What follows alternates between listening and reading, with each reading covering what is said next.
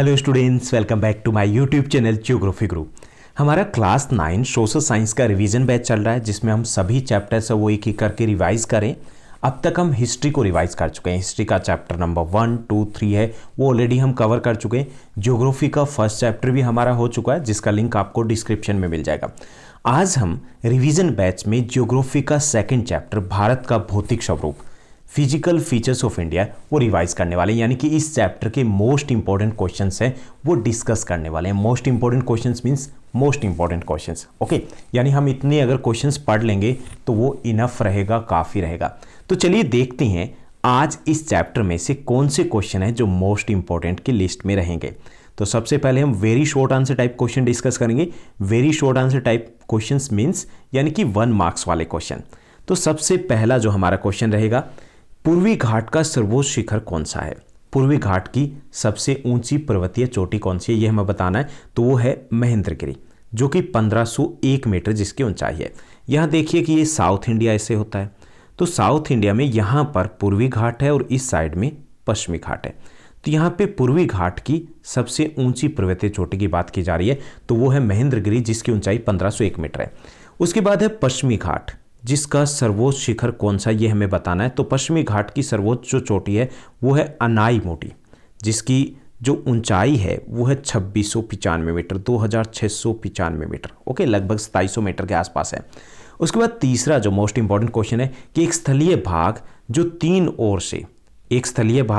तीन ओर से समुद्र से घिरा, उसे क्या बोलते हैं? उसे प्रायद्वीप बोलते हैं।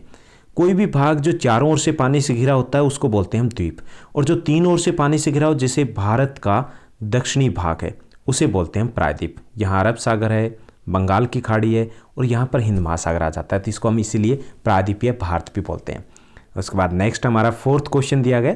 फोर्थ क्वेश्चन है, भारत में हिमालय का सबसे ऊंचा शिखर कौन सा है? वैसे आप सभी को ये तो जरूर पता होगा कि हिमालय की सबसे ऊंची चोटी कौन सी है? Mount Everest. लेकिन वो भारत में नहीं है। कहाँ है? नेपाल में, जिसको सागरमाथा वहां पर कहा जाता है। भारत में पूछा गया है कि हिमालय की सबसे ऊंची चोटी कौन सी है, तो वो है कंचनजंगा, जिसकी हाइट है 8598 मीटर, ओके। उसके बाद सिक्स्थ जो हमारा क्वेश्चन है, भारत का एकमात्र सक्रिय ज्वालामुखी कहाँ पर स्थित है? सक्रिय ज्वालामुखी यानी कि जिसमें विस्फोट लगातार होते रहते हैं, तो वो है बेरन द्वीप के ऊपर, बंगाल की खाड़ी में बेरन द्वीप है, जो अंडमान निकोबार का ही हिस्सा है। वहां पर भारत का एकमात्र सक्रिय ज्वालामुखी है, जिसमें रिसेंटली अगर विस्फोट की बात करें तो 2016 में हुआ था, उससे पहले 2005 में हुआ था, उससे पहले 2004 में हुआ था। हमें इससे कोई मतलब नहीं कब हुआ था, हमें ये पता होना चाहिए कि ये बेरन द्वीप के ऊपर है। इंपॉर्टेंट क्वेश्चन है ये। उसके बाद सिक्स्थ क्वेश्चन है, भारत का सर्वोच्च पर्वत शिखर कौन सा है? भारत की सबसे ऊंची चोटी कौन सी है, ये पूछा गया। अब देखिए कंफ्यूजन है यहाँ पर, और यही एक कंफ्यूजन के कारण क्वेश्चन से बार बार रिपीट भी होता है। यहाँ पर था फोर्थ क्वेश्चन कि भारत में हिमालय का सबसे ऊंचा शिखर कौन सा है, ओके। यहाँ पे इन्होंने हिमालय को छोड़ दिया, इन्होंने पूछा कि कोई भी हो, चाहे कहीं भी हो, भारत की सबसे ऊंची पर्वत चोटी का नाम बताना है। तो वो है K2, जिसको हम गोडविन ऑस्टिन भी बोलते हैं, ओके, जिसकी हाइट है 8611 मीटर, यानी कंचनजंगा से अधिक ऊंची है। लेकिन ये हिमालय में नहीं आती है, ओके, हिमालय का हिस्सा नहीं है, इसलिए ये यहाँ पर हमारा आंसर नहीं था। यहाँ पे हिमालय का पूछा गया था। हिमालय की सबसे ऊंची चोटी कंचनजंगा, जो सिक्किम में 8598 मीटर उसकी हाइट है, जबकि भारत की सबसे ऊंची चोटी है वो K2 है, जो जम्मू कश्मीर में है, ओके। तो ये हमें कंफ्यूज नहीं होना है कि हिमालय की सबसे ऊंची चोटी है वो माउंट एवरेस्ट है, भारत में हिमालय की सबसे ऊंची चोटी है वो कंचनजंगा है, और भारत की सबसे ऊंची जो पर्वतीय चोटी है, पर्वत शिखर है, वो K2 है 8611 मीटर। ये दुनिया की दूसरी सबसे ऊंची चोटी है माउंट एवरेस्ट के बाद। अब हम सेवंथ क्वेश्चन की तरफ बढ़ते हैं। सेवंथ क्वेश्चन है, पृथ्वी की भूप्रपट्टी में मुख्य प्लेटों की संख्या कितनी है, ये हमें बताना है। अब ये क्या है ये समझ लेते हैं कि हमारी जो पृथ्वी है वो ऑरेंज की तरह है, संतरे की तरह। उसका छिलका है वो भूप्रपट्टी है, और उसके नीचे प्लेटें हैं, बड़ी बड़ी प्लेटें हैं, और वो प्लेटें उन्हीं के ऊपर, उन्हीं के कारण वो गतियां करते हैं, यानी कि मूवमेंट करें, एक अलग अलग दिशाओं में मूवमेंट करें, ओके। तो उन्हीं प्लेटों के कारण महाद्वीपों का निर्माण हुआ है, उन्हीं के कारण महासागरों का निर्माण हुआ है। उनकी संख्या 7 है, यानी 7 मुख्य प्लेटें हैं और कुछ अन्य छोटी छोटी प्लेटें हैं, ओके। 7 मुख्य प्लेटों के अगर नाम की बात की जाए तो ये 6 प्लेटों के नाम है वो महाद्वीपों के नाम के ऊपर है। यूरेशिया की प्लेट एक है, यानी यूरोप और एशिया की एक है। अफ्रीकन प्लेट होगी, ऑस्ट्रेलियाई प्लेट होगी, north American plate, south American plate, Antarctica plate, okay, महाद्वीपों के ऊपर हो गए ना 6। और एक प्लेट है वो ओशियन के नेम के ऊपर है, वो है पैसिफिक ओशियन प्लेट, प्रशांत महासागरीय प्लेट, ओके। तो ये प्लेटें अलग अलग डायरेक्शंस में मूवमेंट करती है, लेकिन बहुत धीमी गति से, हमें पता ही नहीं चलता, जो चैप्टर में हम काफ़ी डिटेल में डिस्कस करने वाले हैं। उसके बाद 8th जो हमारा क्वेश्चन है कि भारत के मरुस्थल में बहने वाली सबसे लंबी नदी कौन सी है, राजस्थान की सबसे लंबी नदी कौन सी है, थार के मरुस्थल की सबसे लंबी नदी कौन सी है, एक ही बात है, एक ही क्वेश्चन है। तो वो है लूनी नदी, जिसको राजस्थान में लूनी भी कहा जाता है। इसकी टोटल जो लेंथ है, लंबाई है, वो 495 किलोमीटर है। 495 किलोमीटर इसकी टोटल लंबाई है। हालांकि ये मौसमी नदी है, शुष्क मौसम में पानी सूख जाता है। उसके बाद 9th जो क्वेश्चन है कि भारत का सबसे प्राचीन भूभाग कौन सा है। भारत को हम 6 भागों में बांट सकते हैं, जिसको हम मैप में डिस्कस करने वाले हैं। 6 भागों में बांट सकते हैं, ओके। उनमें से सबसे प्राचीन जो भाग है वो प्रायद्वीपीय भाग है, जो सबसे पहले जिसका निर्माण हुआ था। नेक्स्ट जो हमारा 10th क्वेश्चन दिया गया है, 10th क्वेश्चन है टेथिस सागर से किस पर्वत का निर्माण हुआ। अब ये टेथिस कहाँ से आ गया, ये हम समझ लेते हैं कि पहले, बहुत पहले पृथ्वी के ऊपर एक ही महाद्वीप था, जिसको बोलते थे पेंजिया, ओके, ये था पेंजिया। और एक ही महासागर था, जब एक ही महाद्वीप था तो चारों तरफ पानी था, उसको बोलते थे पेंथालसा। पेंजिया और पेंथालसा, इस पेंजिया के बीच में एक पतला, संकरा, उथला सागर था, कम गहरा सागर था, जिसका नाम था टेथिस। उसी टेथिस की जगह अब हिमालय, यानी कि टेथिस सागर से हिमालय का निर्माण हुआ है। उसके बाद 11th जो क्वेश्चन दिया गया है मोस्ट इंपॉर्टेंट में, वो बनेगा कि भारत की खारे पानी की सबसे बड़ी झील कौन सी है। तो भारत की खारे पानी की सबसे बड़ी झील चिल्का झील है, जो उड़ीसा में है। मीठे पानी की सबसे बड़ी झील कौन सी है, कमेंट करके मुझे बताइएगा। उसके बाद हम नेक्स्ट सेगमेंट की तरफ चलते हैं, और नेक्स्ट सेगमेंट में हम बात करेंगे शॉर्ट आंसर टाइप क्वेश्चंस की, यानी कि जो 3 मार्क्स के क्वेश्चन है आपके एग्जाम के लिए इंपॉर्टेंट रहने वाले हैं। उसमें से फर्स्ट हमारा क्वेश्चन बनता है कि हिमालय पर्वत की 3 समानांतर श्रृंखलाओं के नाम लिखिए। हिमालय भारत के उत्तर में है, लेकिन वो एक पर्वत नहीं है, बल्कि 3 श्रृंखलाएं हैं ऐसी, ओके, चाप के आकार में, आग के शेप में 3 श्रृंखलाएं।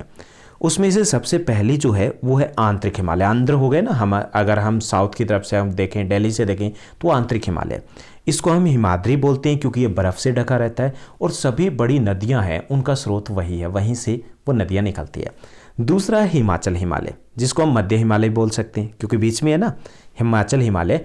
और जितने भी हमारे टूरिस्ट, पर्यटक, जो पर्यटन स्थल है, जैसे शिमला, देहरादून, मसूरी, वो सारे सारे इसी हिमाचल हिमालय में। हालांकि इसकी ऊंचाई जो हिमाद्री है उसकी तुलना में काफ़ी कम है, 2000 मीटर के आसपास कम रहती है एवरेज ऊंचाई। उसके बाद तीसरा शिवालिक। शिवालिक की पहाड़ियाँ हैं, इसको बाह्य हिमालय भी कहा जाता है। इसकी ऊंचाई लगभग 1500 मीटर के आसपास, यानी कि इसकी ऊंचाई ज़्यादा नहीं है। तो ये 3 पर्वत श्रृंखलाएँ हैं। उसके बाद नेक्स्ट जो हमारा 3 मार्क्स का क्वेश्चन बनता है वो है कि प्लेट सीमाओं या गतियों के नाम लिखिए। अब प्लेट सीमाएं, जैसे हमने बात की थी कि हिमालय जो पृथ्वी की भूप्रपट्टी है उसको हम 7 प्लेटों में बांट सकते हैं, 7 मुख्य प्लेटें और कुछ छोटी छोटी प्लेटें। अब ये 3 तरीके से गतियां करती है, यही हमसे पूछा गया है। तो उसकी 3 गतियां, अभिसारी गति, अपसारी गति और उपांतर गति। जब 2 प्लेटें एक दूसरे के सामने आती है, यानी कि एक दूसरे से टकराती है, एक दूसरे के पास आती है, तो उसको बोलते हैं हम अभिसारी गति, ओके। जैसे इंग्लिश में नाम लिखें अभिसारी को, अगर इंग्लिश में हम मैसेज वाले लैंग्वेज में लिखें तो कैसे लिखें, ए बी, ए के बाद बी आ गया ना, यानी पास पास हो गया। तो इसमें ये प्लेटें भी पास पास आती है, टकराती है, तो होती है अभिसारी प्लेट। जब आपको 3 मार्क्स में बनाना हो क्वेश्चन, तो ऐसे आप इसका डायग्राम भी बना सकते हो इसलिए। अपसारी क्या होती है, जब 2 प्लेटें एक दूसरे से दूर जाती है, एक इस साइड जा रही है, दूसरी अपोजिट डायरेक्शन में जा रही है, तो ये होती है अपसारी गति, यानी कि इसमें इंग्लिश में बोलते हैं डाइवर्जेंट, यानी कि दूर जा रही है, D for divergent, D for distance. और तीसरी होती है ट्रांसफॉर्म प्लेट, यानी रूपांतर प्लेट। इसमें जो प्लेटें एक दूसरे के पास से, यानी कि क्षैतिज दिशा में मूव करती है, टकराते हुए, ओके। तो ये 3 गतियां आती है। जब 2 प्लेटें पास में आती है तो उसको बोलते हैं अभिसारी गति या अभिसारी सीमा। जब 2 प्लेटें दूर जाती है तो अपसारी गति होती है। और जब 2 प्लेटें एक दूसरे के समानांतर होते हुए अलग विपरीत दिशाओं में जाती है तो उसे बोलते हैं रूपांतर गति, ओके। ये दोनों जब टकराती है तो इससे पर्वतों का निर्माण होता है। 2 प्लेटें दूर जाती है तब महासागरों का, महाखंड का निर्माण होता है। जब ये पास से गुजरती है तो इसे भूकंप या ज्वालामुखी विस्फोट आते हैं। उसके बाद थर्ड क्वेश्चन है, थर्ड क्वेश्चन जो 3 मार्क्स में है वो है पश्चिमी तटीय मैदान को कितने भागों में बांटा जा सकता है। तो पश्चिमी तटीय मैदान है उसको 3 भागों में बांटा गया, जिसकी हम बात करेंगे, मैप में भी चेक करने वाले हैं। तो वो है कोंकण तट, गुजरात से लेकर के गोवा तक कोंकण तट है। उसके बाद कन्नड़ तट है, ये कर्नाटका में है, यानी कि जितना भी पश्चिमी तटीय मैदान का भाग कर्नाटका में आता है उसको कन्नड़ तट बोलते हैं, वहाँ की लैंग्वेज भी कन्नड़ है। उसके बाद मालाबार तट है जो केरला में है, केरला में मलयालम लैंग्वेज बोली जाती है, उससे मिलता जुलता नाम है मालाबार तट। ओके, तो 3 भागों में बांट सकते हैं हम तटीय मैदान को। तो चलिए हम मैप वर्क में देखते हैं। आगे के जो हमारे लॉन्ग आंसर टाइप क्वेश्चन रहेंगे, जितने भी क्वेश्चन रहेंगे, उसके लिए ज़रूरी है कि हम इस मैप वर्क को थोड़ा सा अच्छे से समझें। ओके, तो यहाँ पर मेरे से हो गया सेलेक्ट। तो इसमें हम देखते हैं सबसे पहले कि क्या हमें देखना है। तो यहाँ पर जो नॉर्थ पार्ट है आपका, ये जो पार्ट है नॉर्थ पार्ट, इसमें ऐसे हिमालय दिया गया। कैसे है ये? चाप के आकार में। ओके, 3 श्रृंखलाएं। तो ये हमारा पहला भौतिक भूभाग है। भारत को हम 6 भौतिक भूभागों में बांट सकते हैं, तो इसको हमें यहाँ पर समझना है। उसके बाद दूसरा जो भौतिक भूभाग है वो यहाँ से लेकर के ये यहाँ पर, यहाँ और यहाँ पर थोड़ा सा हिस्सा आ जाता है। ये जो भौतिक भूभाग है नंबर 2, ये है हमारा उत्तरी भारत का विशाल मैदान। यानी कि इस चैप्टर में पूरे में लॉन्ग आंसर टाइप क्वेश्चन है, उसमें हमें इसको समझना है। तो ये हमारा उत्तरी भारत का विशाल मैदान आ जाता है। इसको हम सिंधु गंगा ब्रह्मपुत्र का मैदान भी कह सकते हैं, क्योंकि सिंधु गंगा और ब्रह्मपुत्र नदियाँ हैं, उनके द्वारा इसका निर्माण किया गया। उसके बाद तीसरा जो भाग है यहाँ पर आ गया, ये हमारा आ गया थार का मरुस्थल। ओके, उसके बाद जो भाग रह गया चौथा भाग, हम थोड़ा नीचे की तरफ पढ़ते हैं, उसको भी देखना हमें। जो 4th हमारा पार्ट है वो पार्ट है यहाँ पर, यानी कि हम साउथ इंडिया की बात करें तो यहाँ से होते हुए यहाँ से ये हमारा हो जाता है प्रायद्वीपीय भाग, प्रायद्वीपीय पठार, ये हमारा हो गया नंबर 4। उसके बाद यहाँ पर यानी कि बे ऑफ बंगाल, बंगाल की खाड़ी है, यहाँ पे अरब सागर है, और प्रायद्वीपीय पठार के बीच में ये तटीय मैदान है। पश्चिमी तटीय मैदान पश्चिम की तरफ है, और यहाँ पूर्व तटीय मैदान पूर्व की तरफ है, पूर्वी तटीय मैदान। तो ये हो गया हमारा नंबर 5, ये भी नंबर 5 का पार्ट है। उसके बाद ये जो द्वीप समूह है ये हो जाते हैं हमारे नंबर 6। ओके, तो भारत में ये 6 भौतिक भूभाग पाए जाते हैं। हमें 4, 5, 6 यहाँ पे दिख रहे हैं। हमने हिमालय, उत्तरी भारत का विशाल मैदान और थार का मरुस्थल ऊपर डिस्कस किया। ओके, तो इसमें से हमने एक और चीज़ अभी डिस्कस की थी कि जो तटीय मैदान है यहाँ पर कौन सा है, जो तटीय मैदान है पश्चिमी तटीय मैदान, उसको 3 भागों में बांट सकते हैं। जो गोवा तक का पार्ट है वो होता है कोंकण, कोंकण तट है ये। उसके बाद जो कर्नाटका में यहाँ पर दिया गया है वो है कन्नड़ तट, और नीचे का जो भाग है वो है मालाबार तट। ओके, ऐसे यहाँ पर भी ये जो तटीय मैदान है इसको भी 2 भागों में बांटते हैं। ऊपर का कहलाता है उत्तरी सरकार, और साउथ का है वो कोरोमंडल तट कहलाता है। ओके, तो ये थोड़ा सा मैप था जो हमारे लिए समझना जरूरी था, क्योंकि अच्छे से हम आगे के क्वेश्चन समझ पाएँ। उसके बाद है पूर्वी घाट और पश्चिमी घाट में अंतर बताइए। पूर्वी घाट और पश्चिमी घाट में हमें अंतर बताना है। तो ये साउथ इंडिया हो गया। सपोज कीजिए थोड़ा सा हम इसको देखने की कोशिश करते हैं कि साउथ इंडिया कहाँ है। ये हमारा साउथ इंडिया, ओके, सपोज किया हमने। तो इस साइड में पश्चिम की तरफ पश्चिमी घाट है। ओके, पश्चिमी तटीय मैदान और प्रायद्वीपीय पठार के बीच में यहाँ पर पूर्वी घाट है। ओके, घाट क्या है? ये पर्वतों की श्रृंखला है लाइन में। ओके, तो पश्चिमी और पूर्वी घाट है, इसमें हमें अंतर बताने हैं। तो इसमें पूर्वी घाट है वो प्रायद्वीपीय पठार के पूर्व में, नेचुरली सी बात है, तभी तो पूर्वी घाट बोल रहे हैं। और पश्चिमी घाट है वो प्रायद्वीपीय पठार के पश्चिमी दिशा में। पहला अंतर तो ये हो गया। दूसरा ये कि पूर्वी घाट की ऊंचाई कम है, जबकि पश्चिमी घाट की ऊंचाई अपेक्षाकृत अधिक है। पूर्वी घाट है वो कटा फटा है। कटा फटा यानी बहुत सारी नदियां निकलती है, जिसके कारण जगह जगह से कटा फटा, यानी कि कंटिन्यूस सीरीज नहीं है, डिसकंटिन्यूस है, कहीं पे नहीं है, ऐसे है। जबकि पश्चिमी घाट है वो एक लगातार श्रृंखला है, जिसे केवल द्रोह से ही पार किया जा सकता है। थाल घाट, पाल घाट, भोर घाट, ये द्रोह हैं, पासेज हैं, यानी कि जहाँ से पार कर सकते हैं, अदरवाइज क्रॉस करना पॉसिबल नहीं है।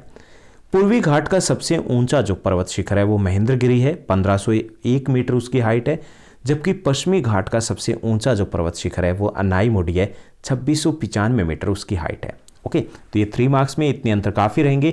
अगर आपको लगे कि ये 5 मार्क्स में आ सकता है ऐसा कुछ, तो डायग्राम बना देना, बन जाएगी बात। ओके, उसके बाद हम long answer type question discuss करते हैं इस चैप्टर के, जो हमारे लिए इंपॉर्टेंट रहेंगे। और इस चैप्टर में काफ़ी सारे इंपॉर्टेंट क्वेश्चन बनने वाले हैं।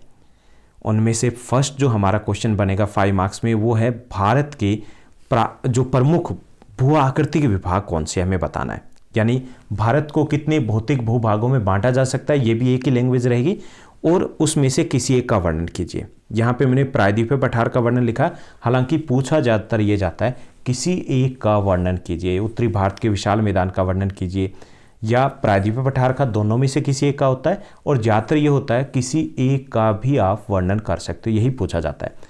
तो भारत को हम 6 भौतिक भूभागों में बांट सकते हैं, जैसा कि हमने मैप में डिस्कस किया।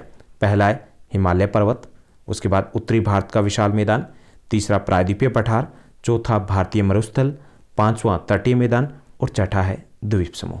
ओके, अब इसमें से प्रायद्वीपीय पठार है उसको हम डिस्कस कर लेते हैं, उसके कुछ फीचर्स कि अगर हमारा ऐसा कुछ क्वेश्चन आता है तो हम कैसे लिखेंगे। तो प्रायद्वीपीय पठार है उसकी कुछ विशेषताएं डिस्कस करते हैं कि यह भारत के दक्षिण में 3 ओर से पानी से घिरा हुआ भूभाग है। ऐसा ही है ना, 3 ओर से पानी से घिरा हुआ भूभाग है, यहीं पर तो प्रायद्वीपीय पठार है। ओके, यह प्राचीनतम भूभाग है। जो 6 भूभागों की बात की थी उसमें सबसे पुराना भूभाग यही है। यह त्रिभुजाकार है, यानी कि आकार इसका कैसा है, ट्रायंगल के शेप में, त्रिभुज के आकार में, लगभग यहाँ से दिखाई आपको दे रहा है। इसे खनिजों का भंडार गिरा है, खनिजों का, मिनरल का स्टोर हाउस कहा जाता है, क्योंकि भारत के 90% जो मिनरल्स हैं, खनिज हैं, वो इसी भूभाग में पाए जाते हैं। ये प्राकृतिक वनस्पति में भी धनी है, लेकिन कृषि के लिए थोड़ा कम उपयुक्त है, क्योंकि पठारी भाग है, पर्वतीय भूभाग है। तो ये हुआ हमारा पहला लॉन्ग आंसर टाइप क्वेश्चन। अब हम second long answer type question की बात करते हैं, वो है कि उत्तरी भारत के विशाल मैदान पर एक नोट लिखिए। तो उत्तरी भारत का विशाल मैदान है वो सिंधु, गंगा, ब्रह्मपुत्र और इनकी सहायक नदियों द्वारा निर्मित है। ओके, इसलिए इसको हम सिंधु, गंगा, ब्रह्मपुत्र का मैदान भी कह सकते हैं। उसके बाद सेकंड है कि यह मैदान जलोढ़ मिट्टी से बना हुआ है, और जलोढ़ मिट्टी बेहद उपजाऊ होती है, तो यह मैदान उपजाऊ है। इस मैदान के उत्तर में हिमालय आ जाता है और दक्षिण में पठार का विस्तार है। यह मैदान लगभग 2400 किलोमीटर लंबा है और 240 से 300 किलोमीटर के आसपास इसकी औसत चौड़ाई है। हालांकि जब हम असम में जाते हैं तो असम में जाकर के इसकी चौड़ाई 90 किलोमीटर के आसपास रह जाती है, लेकिन औसत 240 से 320 है। जो फिफ्थ है हमारा पॉइंट रहेगा कि उपजाऊ मिट्टी है, यहाँ पर नदियाँ बहुत सारी बहती है, विकसित कृषि है, जलवायु भी अच्छी है। इसके कारण यहाँ पर घनी जनसंख्या बसी हुई है, यानी जनसंख्या काफ़ी घनी है, यहाँ पर जनसंख्या घनत्व बहुत अधिक है इस इलाके में। उसके बाद अगर इस मैदान के विभाजन की बात करें तो इस मैदान को हम 3 भागों में बांट सकते हैं। सिंधु का मैदान पहला जो है, सिंधु का मैदान है वो मुख्य तौर पर पाकिस्तान में ज़्यादातर हिस्सा, इसके अलावा थोड़ा हिस्सा पंजाब में रह जाता है। गंगा का मैदान जो हरियाणा, यूपी, बिहार, पश्चिम बंगाल, झारखंड, वो सभी गंगा का मैदान है। और जो असम में है वो है ब्रह्मपुत्र का मैदान, यानी कि इसको हम 3 भागों में बांट सकते हैं। तो ये था हमारा सेकंड मोस्ट इंपॉर्टेंट क्वेश्चन, जिसमें हमें उत्तरी भारत के विशाल मैदान के बारे में बताना है। अब हम नेक्स्ट क्वेश्चन की तरफ बढ़ते हैं। ये आपके जो नेक्स्ट थर्ड और फोर्थ क्वेश्चन है, ये आपके 100% श्योर वाले, मोस्ट इंपॉर्टेंट भी नहीं, जो श्योर रहने वाले हैं। इनमें से कोई एक क्वेश्चन जो आपके एग्जाम में रहेगा ही रहेगा, हर बार रहता है। पहला है कि बांगर और खादर में अंतर बताइए। खादर और बांगर में अंतर बताना है। तो पहली चीज़ ये बता दूं कि ये दोनों ही जलोढ़ मिट्टी के ही भाग है, यानी कि जलोढ़ मिट्टी है, लेकिन थोड़ा सा डिफरेंस है इसमें। अब हमें समझना है खादर को पहले, उसके बाद बांगर को समझेंगे। ये नवी जलोढ़ मिट्टी है, नई जलोढ़ मिट्टी है। ओके, नवीन जलोढ़ इसे कह सकते हैं। और यह नदी के पास की निम्न भूमि। अब थोड़ा समझ लीजिए कि यह नदी बह रही है। ओके, तो इसके पास का ये जो इलाका है, यहाँ पर ये खादर मिट्टी पाई जाती है। और यहाँ वाला जो इलाका है, दूर वाला इलाका, दूर मतलब सैकड़ों किलोमीटर दूर, वहाँ पर होती है बांगर मिट्टी। तो ये क्या, नवीन जलोढ़ मिट्टी, ये नदी के पास की निम्न भूमि है, यानी कि निचला इलाका है। ओके, और यहाँ पर लगभग प्रतिवर्ष बाढ़ आ जाती है, क्योंकि नदी के पास है, निचला इलाका है, जैसे ज़्यादा बारिश हुई तो बाढ़ आ जाती है इसमें। अब बाढ़ आई तो क्या होगा, मिट्टी की परत बिछेगी ना इसमें, इसलिए ये मिट्टी अधिक उपजाऊ भी है। नई भी इसीलिए कहते हैं क्योंकि हर बार बाढ़ आती है तो मिट्टी की एक लेयर बिछ जाती है, इसलिए ये मिट्टी नवीन जलोढ़ कहलाती है और ये अधिक उपजाऊ भी है। अब अधिक उपजाऊ है तो कृषि के लिए अधिक उपयुक्त है। ओके, तो इसमें सिर्फ ये याद रखना है कि ये नदी के पास का निचला इलाका है जिसमें बाढ़ आती है, बाकी सब कुछ लिख देंगे। अब बाढ़ आती है तो नई जलोढ़ है, नई जलोढ़ है, साथ ही साथ ज़्यादा उपजाऊ है, ज़्यादा उपजाऊ तो एग्रीकल्चर के लिए भी ज़्यादा बेटर है। ओके, अब बांगर की बात करें तो वो थोड़ी सी दूर की ज़मीन है, नदी से दूर का इलाका है। ओके, अब दूर का इलाका और उच्च भूमि भी है, दोनों ही चीज़ें, तो इसमें बाढ़ नहीं आती। तो यही सारा अंतर आ जाता है कि यह पुरानी जलोढ़ मिट्टी है, यह नदी से दूर की उच्च भूमि है, यहाँ बाढ़ नहीं आती है। ओके, यहाँ पर बाढ़ नहीं आती है, इसलिए क्या है, पुरानी जलोढ़ मिट्टी है। मिट्टी तो जलोढ़ ही है लेकिन पुरानी जलोढ़ मिट्टी है, और क्योंकि ये पुरानी जलोढ़ मिट्टी है इसलिए थोड़ी सी कम उपजाऊ है और कृषि के लिए थोड़ी कम उपयुक्त है। यानी कि ऐसा नहीं लिख सकते कि ये उपजाऊ नहीं है, उपजाऊ है, ये कृषि के लिए उपयुक्त है लेकिन थोड़ी कम उपजाऊ और थोड़ी कम उपयुक्त है। तो ये खादर और बांगर में अंतर रहेंगे। ओके, इसमें एक कन्फ्यूजन रह जाता है हमारे लिए। कई बार कन्फ्यूजन ये होता है कि हमने अच्छे से तैयार कर लिया लेकिन जब एग्जाम में आते हैं कन्फ्यूज हो जाते हैं, नए वाली खादर है या नए वाली बांगर है। तो इसमें अल्फ़ाबेटिकली आप चीज़ करोगे, ABCD अल्फ़ाबेटिकली होता ना। तो अब ये देखिए कि बांगर किससे शुरू हो रही है, B से, और खादर किससे शुरू होगी, K से। तो सबसे पहले किसका रोल नंबर आएगा, अगर क्लास में हम इनको स्टूडेंट्स माने तो B का आएगा ना। तो B पहले आए तो इसका मतलब ये पुराना बच्चा है। ओके, K वाला बेचारा नया बच्चा है। तो ये B है बांगर, B फॉर बांगर, ये पुरानी जलोढ़ है, और K फॉर खादर है, वो नई जलोढ़ है। तो ऐसे आप थोड़ा सा तुकबंदी कर सकते हो ताकि कंफ्यूज ना हो एग्जाम में। उसके बाद नेक्स्ट जो हमने बात की थी कि थर्ड और फोर्थ क्वेश्चन है, दोनों में से एक में आपका श्योर रहना 100%। तो ये है भाबर और तराई में अंतर बताना है। तो ये भी जो जलोढ़ उत्तरी भारत का विशाल मैदान है वहाँ पर ही पाए जाने वाला एक भौतिक विभाजन है, यानी कि थोड़ा सा अंतर होता है। अब ये भाबर और तराई क्या है, अब थोड़ा सा हम समझ लेते हैं कि ये मान लीजिए कि हिमालय है। ओके, हिमालय से नदियाँ निकलती है, ढलान होती है ना, तेज ढलान है तो उनकी गति अधिक है, गति अधिक है तो शक्ति अधिक है, शक्ति अधिक है तो कटाव अधिक करेंगे। तो बड़े बड़े पत्थर लेके आ जाते हैं, लेकिन जैसे ही वो मैदान में आए, ये तो हिमालय था, ठीक है, जैसे ही वो मैदान में आए तो क्या होता है, ढाल कम हो जाता है। ढाल कम होगा ना, ढाल कम होगा, उनकी पावर कम होगी, और बड़े बड़े पत्थर को लेके नहीं जाएंगे, यहीं पे जमा कर देंगे, यहीं पर जमा कर देंगे। ओके, ये जो इलाका है जहाँ बड़े बड़े पत्थर जमा किए गए, ये भाबर है। ओके, और भाबर के दक्षिण का जो इलाका है ये है खादर, जो भाबर के दक्षिण का है ये है तराई। ओके, क्लियर, ये तराई है। तो यहाँ पे समझ में आ गया ना कि ये भाबर और तराई क्या है। तो चलिए हम थोड़ा सा और इसको देखते हैं।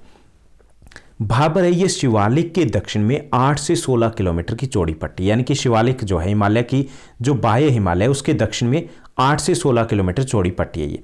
यहाँ बड़े बड़े कंकर और पत्थर इत्यादि पाए जाते हैं, क्योंकि नदियाँ जो बहा कर लेके आई है तो ढाल कम हो गया, गति कम हो गई, तो आगे नहीं ले जा सकते। तो यहाँ पे बड़े बड़े पत्थर कंकर इत्यादि पाए जाते हैं इस पट्टी में।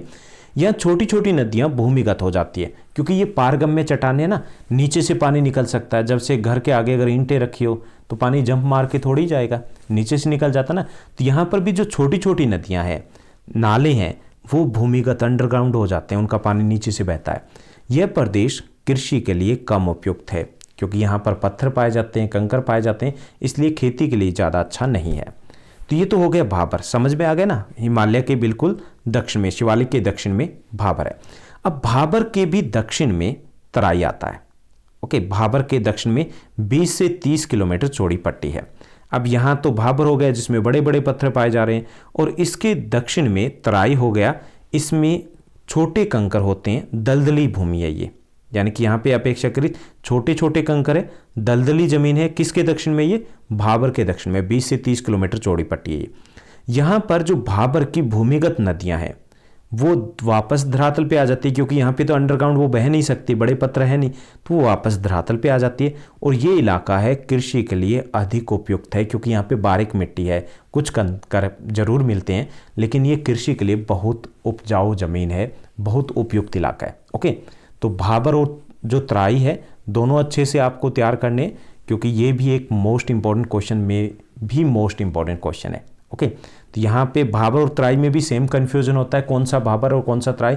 तो हम सेम फॉर्मूला यूज करेंगे अल्फाबेटिकली। बी फॉर भाबर ये पहले आएगी पट्टी, और टी फॉर तराई ये बाद में आएगी। पहले भाबर की पट्टी है, ओके, जो बेल्ट दी गई है वो भाबर की है, और उसके बाद जो तराई की बेल्ट आएगी। क्लियर। उसके बाद हम नेक्स्ट क्वेश्चन की तरफ बढ़ते हैं, जो हमारा 5th क्वेश्चन है और लास्ट क्वेश्चन है आज के इस चैप्टर का। ओके, यानी कि लास्ट मोस्ट इंपॉर्टेंट क्वेश्चन, जो 5th मोस्ट इंपॉर्टेंट क्वेश्चन बन रहा है लॉन्ग आंसर टाइप में। इसमें भी हमें एक डिफरेंस बताना है, अंतर बताना है, किसके बीच में, पूर्वी तटीय मैदान और पश्चिमी तटीय मैदान में अंतर बताना है। जैसे दोबारा से हम ड्रॉ कर लेते हैं हमारे साउथ इंडिया को। ओके, थोड़ा सा हमने ड्रॉ किया, यहाँ पे हमारा साउथ इंडिया हो गया। तो इस साउथ इंडिया में यहाँ पे पश्चिमी घाट है, यहाँ पे पूर्वी घाट है, तो इन दोनों के बीच में और यहाँ पे अरब सागर और पश्चिमी घाट के बीच में और बंगाल की खाड़ी और पूर्वी घाट के बीच में ये तटीय मैदान है, ये तटीय मैदान है, ये पूर्वी है और ये पश्चिमी तटीय मैदान है। तो अगर हमें एग्जाम में क्वेश्चन पूछा जाता है 5 मार्क्स में, तो हम ड्रॉ भी कर सकते हैं। साउथ इंडिया का मैप तो इजीली आप ड्रॉ कर सकते हैं ना, तो मैप बनाओगे तो थोड़ा सा और बेटर हो जाएगा। अब इनमें अंतर बताते हैं। पूर्वी तटीय मैदान पूर्वी घाट और बंगाल की खाड़ी के बीच में स्थित है, ओके, जबकि पश्चिमी तटीय मैदान है वो पश्चिमी घाट और अरब सागर के बीच में स्थित है। पूर्वी तटीय मैदान अधिक चौड़ा है, जबकि पश्चिमी तटीय मैदान है वो कम चौड़ा है। पूर्वी तटीय मैदान में अधिक डेल्टा पाए जाते हैं, जैसे महानदी का डेल्टा, गोदावरी का डेल्टा, कृष्णा का डेल्टा, कावेरी का डेल्टा, जबकि पश्चिमी तटीय मैदान में डेल्टाओं का अभाव है, ना मात्र के कोई डेल्टा है, बड़ा कोई भी डेल्टा नहीं है। पूर्वी तटीय मैदान में जो मैदान है वो ज़्यादा उपजाऊ है, क्योंकि डेल्टा है तो ज़्यादा उपजाऊ है, जबकि पश्चिमी तटीय मैदान है वो कम उपजाऊ है। अब कम उपजाऊ है, ज़्यादा उपजाऊ तो खेती के लिए कैसा होगा? जो ज़्यादा उपजाऊ है यानी पूर्वी तटीय मैदान है वो खेती के लिए, कृषि के लिए ज़्यादा बेहतर है, जबकि पश्चिमी तटीय मैदान है वो कृषि के लिए कम बेहतर है। यानी कि सब कुछ अधिक मिलेगा पूर्वी तटीय मैदान में, ओके। पहले तो हमें लोकेशन बतानी, फिर बताना है कि पूर्वी तटीय मैदान ज़्यादा चौड़ा है, ज़्यादा डेल्टे पाए जाते हैं, ज़्यादा उपजाऊ है और कृषि के लिए ज़्यादा बेहतर है।